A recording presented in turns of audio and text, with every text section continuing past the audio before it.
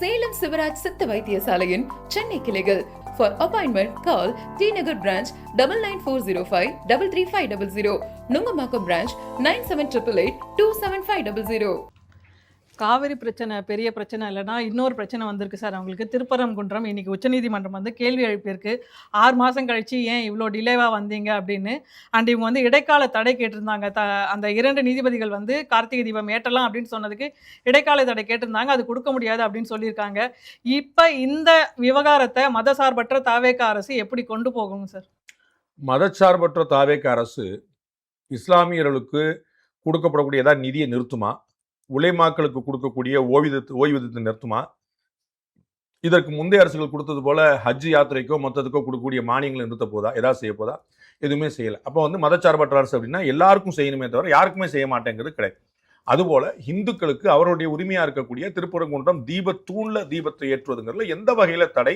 அதற்கு மதச்சார்பற்ற தாவேகா அப்படின்னு வர வேண்டிய பாயிண்ட் என்ன? மதச்சார்பற்ற இருக்காங்களோ சார்போடு இருக்கிறாங்களோ, அவர் ஜோசப் விஜயா இருக்கிறாரோ வெறும் விஜயா இருக்கிறாரோ, அது பிரச்சனை இல்லை. நாட்டுடைய முதலமைச்சர், மக்களுடைய முதலமைச்சர், இந்துக்களுக்கும் சேர்த்து எல்லாத்துக்கும் அவர் தான் முதலமைச்சர். அப்போ வந்து ஏற்கனவே நீண்ட காலமாக இருந்த ஒரு நடைமுறையை அதை வந்து இடையில சிலர் வந்து மாற்றிய ஒரு நடைமுறையை திரும்ப கொண்டு வர என்ன தப்பு? உங்களுக்கு நீங்க பாபர் மசூதி நீங்க பாத்தீங்க, அது வந்து அவங்க அந்நியர்கள் வந்து படையெடுத்து உடைக்கப்பட்ட ஒரு கோயில். பிறகு அந்த கோயில் தடையுமே தெரியக்கூடாதுங்க, கோயிலுக்கு மேலேயே கட்டப்பட்ட ஒரு மசூதி. அது வந்து வரலாற்று ரீதியாக இஸ்லாமியர் உள்பட பல தொழில் ஆய்வாளர்கள் ஆய்வு செய்து அம்பலப்படுத்திய ஒரு உண்மை.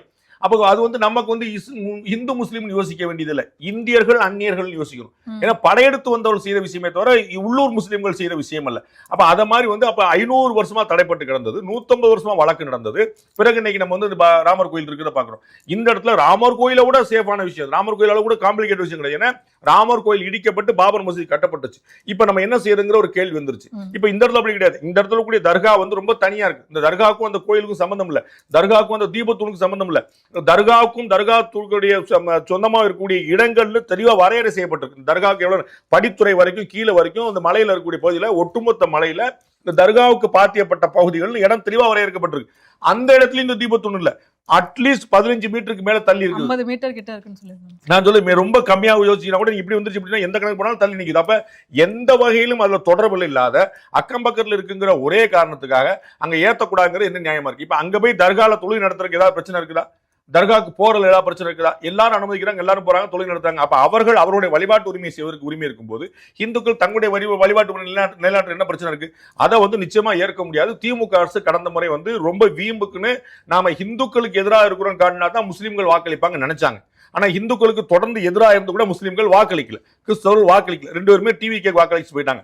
ஆனா டிஎம்கே டிவிக்கே நம்ம அடிக்கடி சொல்ற மாதிரி டிவிக்கும் அதே போக்குல போயிட்டு நாம வந்து இல்ல திரு சி.டி. நிர்மல்குமார் அந்த தொகுதி எம்எல்ஏ சொல்றாரு, நான் அமைதியா போயிட்டு இருக்கக்கூடிய ஊர்ல எங்க அமைதியா போயிட்டு இருக்கணும், நம்ம எல்லாம் மயானம் அமைதியா இருக்கும், லைப்ரரி அமைதியா இருக்கும், எல்லாம் அமைதியா இருக்கிறது விட்டுற முடியுமா? நம்ம அப்ப அமைதியா இருக்கிறாங்க. நம்ம வந்து 35 கோடி மக்கள் வந்து இருந்த போது மக்களுடைய சுதந்திர போராட்டத்துல 1 கோடி மக்கள் கூட போராடி இருக்க மாட்டாங்க. அப்ப 35 கோடி பேர் இருக்காங்க, 1 கோடி பேர் தான் போராட்டாங்க, 34 கோடி பேர் சும்மா தான் உட்கார்ந்திருக்காங்க. அதெல்லாம் போடும் சுதந்திரம் கிடையாது சொல்ல முடியுமா? அப்ப ஒருத்தர் போராடினாலும் 2 பேர் போராடினாலும் நீதிமன்ற வழக்கோ மக்கள் மன்றமோ சட்டமன்றமோ எழுப்பப்பட்ட பிரச்சனை நியாயம் இருக்குதா இல்லை? இவ்வளவுதான் கேள்வி. அப்ப வந்து எந்த வகையிலாவது அந்த தர்காவுக்கு குந்தகம் விளைக்கக்கூடிய நிலைமை இருந்துச்சுன்னா இது செய்யவே கூடாது. ஆனா தர்காவுக்கு அதற்கு சம்பந்தமே இல்லைன்னு அளந்து பார்த்து நீதியரசர் ஜி.ஆர். சுவாமிநாதன் நேரடியா போய் பார்த்து ஒரு நீதிபதி தீர்ப்பளிச்சு அந்த தீர்ப்பை வந்து மேல்முறையீடு செஞ்சு 2 நீதிபதிகள் தீர்ப்பு உறுதிப்படுத்துற பிறகு இப்ப திருப்பி உச்ச நீதிமன்றம் போய் நிக்கிறாங்கன்னா அவங்க வந்து காட்ட விரும்புறாங்க, நாங்க வந்து மைனாரிட்டிக்கு ஃபேவர். மைனாரிட்டிக்கு ஃபேவர் எப்படி?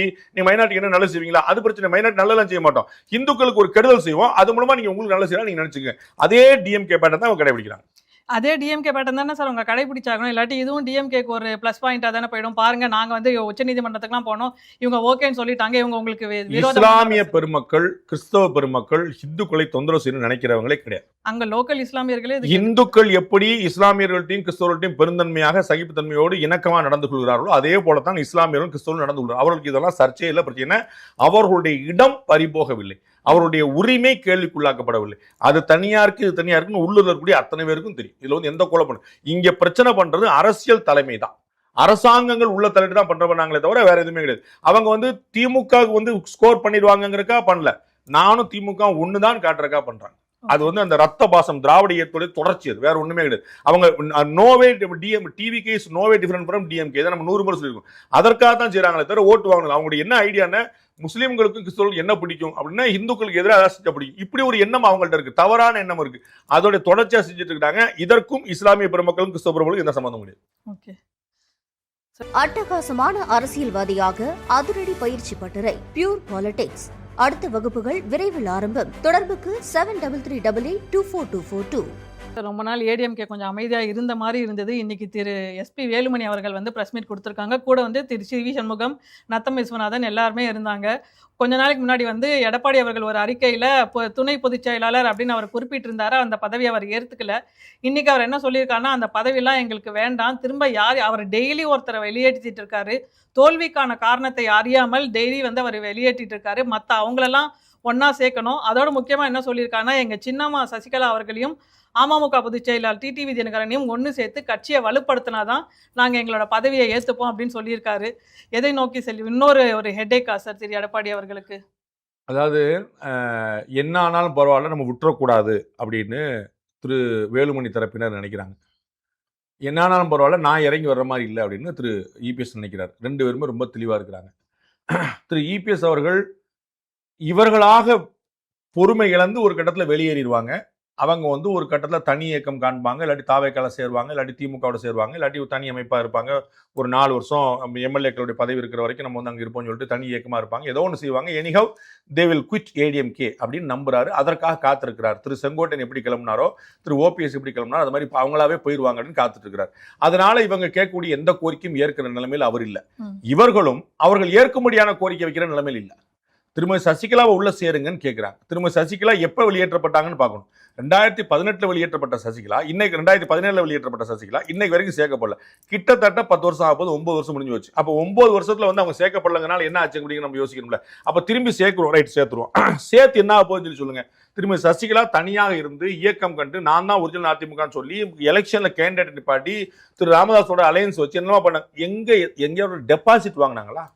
ஏதாவது ஒரு இடத்துல டெபாசிட் வாங்கினாங்களா? பட் வெற்றி வாய்ப்பை கொஞ்சம் குறைச்சாங்க. யார் வெற்றி வாய்ப்பு குறைச்சா? யார்? டாக்டர் கிருஷ்ணசாமி நான் தான் குறைச்சேன் பாரு, அண்ணன் சீமான் நான் தான் குறைச்சேன் பாரு. யார் வெற்றி வாய்ப்பு குறைச்சா? அண்ணன் சீமான் ஓட்டு வந்து யாருக்கு இழப்பா போச்சு? நீங்க தாவேக்கா ஜெயிச்சிருச்சு, தாவேக்கா ஜெயிச்சிருக்காட்டி ஏடிஎம்கே ஜெயிச்சிருக்கும் அப்படின்னு வச்சுக்கோங்க. ஸோ தாவேக்காக்கு போயிருக்க வேண்டிய ஓட்டை யார் தடுத்தா? அதிமுக போடாம யார் தடுத்தா? அது சீமானா, டாக்டர் கிருஷ்ணசாமியா, இல்லாட்டி புதிய தமிழம் சரி பாமக இவங்க சேர்ந்து கூட்டணி வச்சாங்களே அவங்களா? யார் கிளைம் பண்றது? அப்போ ஒவ்வொரு தொகுதியிலுமே 10 சுயேட்சை இருந்தாங்களே, எங்களுக்கு உளுந்த ஓட்டு தான் அவங்க சொல்லுவாங்களா? ஒத்துக்குவாங்களா? அப்ப இதுவா அவரவரா கிளைம் பண்ணிக்கக்கூடிய விஷயம் தான். அப்ப நம்ம தெளிவா நம்ம எனக்கு பலம் இருக்குங்க என்னை சேர்க்கணுங்க சொன்னா என்னுடைய பலத்தை நான் காட்டி இருக்கணும்ல. திருமதி சசிகலா தன்னுடைய பலத்தை எங்கேயா நிரூபிச்சிருக்கணும்ல. அப்படி நிரூபிச்சுட்டாங்கன்னா புரிஞ்சுக்கலாம். அப்ப இவ்வளவு பலமா இருக்கிறாங்க, நம்ம ரைட் சொல்லுவேன். திரு டிடிவி ரொம்ப தெளிவா இருக்காரு. அதான் நான் ஏற்கனவே திருமதி சசிகலா திரும்ப சேர்க்கணும். ஒண்ணு அவங்க தங்கள் பலத்தை காட்டல. அவர் 2-3 முறை மக்கள் சந்திப்பு பயணம்லாம் போய் அது எலெக்ஷனுக்கு முன்னாடியே போய் எங்க இடத்துல சோபிக்கல. அவங்க ரொம்ப தெளிவா பாக்குறாங்க. பிளஸ் வந்து அவங்க எலெக்ஷன்ல நிக்கவும் முடியாது. இதே 10 வருஷம் 2027 வரைக்கும் நிக்க முடியாது. அவங்களுடைய ஏஜ் என்ன? அப்புறம் இதுக்கு மேல எப்ப எலெக்ஷன் வந்து அவங்க பார்லிமெண்ட் நிக்க போறாங்களா? 2031 எலெக்ஷன் நிக்க போறாங்களா? என்ன பண்ண போறான்னு பாருங்க. சரி, அவங்க ராஜா மாதா மாதிரி உள்ள இருக்கட்டுங்க, அது ஒரு கட்சிக்கு பலங்க, மென்டல் சப்போர்ட் தாங்க அப்படின்னா என்னவா நிப்பாட்டுவீங்க? இன்னைக்கு திருமதி சசி மாண்புமிகு எங்களுடைய சின்னம்மாவை சேர்க்கணும் அப்படின்னு திரு வேலுமணி சொல்றாரு. நாளைக்கு மாண்புமிகு திருமதி சின்னம்மா அவர்கள் உள்ள வந்துட்டாங்க அப்படின்னா இவர் என்ன சொல்றாரு? எடப்பாடி சொன்னாருன்னு இல்லங்க சின்னம்மா வேற சொல்றாங்க, இருங்க அவங்க பேச்ச கேட்டு சொல்லுவாங்க. அப்ப இரட்டை தலைமை அங்க வந்துருமா வராதா? நாளைக்கு அவங்க வந்து ஒண்ணுமே இல்லாம ஒரு பதவியில இல்லாம இருக்காங்கன்னு வச்சுக்கோங்க. ஆனா இப்ப இன்னைக்கே மாண்புமிகு திருமதி சின்னம்மா சொன்னதுதான் அவங்களை உள்ள சேர்க்கணும் அப்படின்னு சொன்னாங்கன்னா நாளைக்கு வந்து மாண்புமிகு திருமதி சின்னம்மா சொல்லிட்டாங்கன்னு சொல்லிட்டு பொதுச்செயலாளர் திரு எடப்பாடி பழனிசாமி பேச்ச கேட்க மாட்டேன்னு சொல்லுவாங்கல்ல. அப்ப அதுதான் திரு எடப்பாடி பழனிசாமி இருக்கக்கூடிய சிக்கல். சசிகலா அவர்களை சேர்த்துக் கொள்ளுங்கன்னா என்னவா சேர்த்துக்கிறது?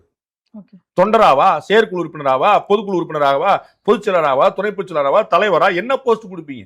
அப்ப ரெட்ட தலைமை திரும்ப வந்து இபிஎஸ் ஓபிஎஸ் வந்த பிரச்சனை வந்துடாதா? திரு டிடிவி தினகரன் தான் தனி கட்சி ஆரம்பிச்சு இயங்கிட்டார். அவரே இப்ப மெர்ஜர் பத்தி பேசுறது இல்ல. ஏடிஎம்கே பத்தி பல கேள்விகள் பல சந்தர்ப்பங்களை கேட்கப்படும். அது தனி கட்சிக்கு நான் என்னங்க சொல்றது சொல்லிட்டு இருக்கிறார். அப்ப வந்து அவர் தனியா உட்கார்ந்து போது திரும்பி சேர்க்கணும் என்ன கணக்குல வந்து நிற்கும். இது அப்ப திரு ஓபிஎஸ் சேர்க்கணும் ஏன் சொல்ல மாட்டாரு? இப்ப இவங்கள பேரை பட்டியலிட்டாரு. ஓபிஎஸ் முதலமைச்சரா இருந்தவர், அம்மாவோட நன்மதிப்பை பெற்றவர், நம்ம கூட இருந்தாரு, அவரை சேர்த்துருங்க. செந்தில் பாலாஜி எங்க இருந்தாரு? அவரை திருப்பி சேர்த்துருங்க. சேகர் பாபு எங்க இருந்தாரு? அவரை திருப்பி சேர்த்துருங்க. எல்லோரையும் சேர்க்கணும். அப்புறம் இவங்களாம் சேர்க்க வேண்டாமா? செந்தில் பாலாஜி ஏடிஎம்கே ப்ராடக்ட் தானே, ஓபிஎஸ் ஏடிஎம்கே ப்ராடக்ட் இல்லையா? ஜெயஸ்ரீ பிரபாகர் திரும்ப சேருங்க, செங்கோட்டையன் திரும்ப சேருங்க. இதுல ஏதாவது பிராக்டிகல் லாஜிக் இருக்கு. அப்ப இவர்கள் ஏற்கப்பட முடியாத கோரிக்கை வைப்போம். அதனால இவங்களுக்கு என்ன கெயின் வரும் சார்? எடப்பாடி பழனிசாமி அவர்களை இறங்கி வர வைக்கும். ஓகே. அவர் உடம்பு பிடியா நிக்கிறார். அவர் வந்து ரொம்ப தெளிவாக டெக்னிக்கலா நான் ஜெயிக்கணும்னு சொல்லிட்டு பிளான் பண்ணிட்டார். அவர் நம்ம அன்புமணி ராமதாஸ் இது போலதான். அன்புமணி ராமதாஸ் பேப்பரை கிளியர் பண்ணிட்டே வந்துட்டார். கடைசியில வந்து ராமதாஸ் வந்து பின்னாடி வர வேண்டியதா போச்சு. அப்ப பேப்பர்ல எலெக்ஷன் கமிஷன் போனாங்க, கோர்ட்டு போனாங்க, எல்லா இடத்துலயும் அன்புமணி தான் கட்சின்னு சொல்லி சொல்லிட்டாங்க. அதை மாதிரி திரு எடப்பாடி பழனிசாமி கட்சியை தெளிவா கட்டளை வச்சிருக்காரு. இவங்க யார் யாரெல்லாம் நகர்வாங்க, ஒரு எதிர்ப்பாங்க தெரியுதோ எல்லாத்தையும் டக்கு டக்கு டக்குன்னு பதில் தூக்கிட்டாரு.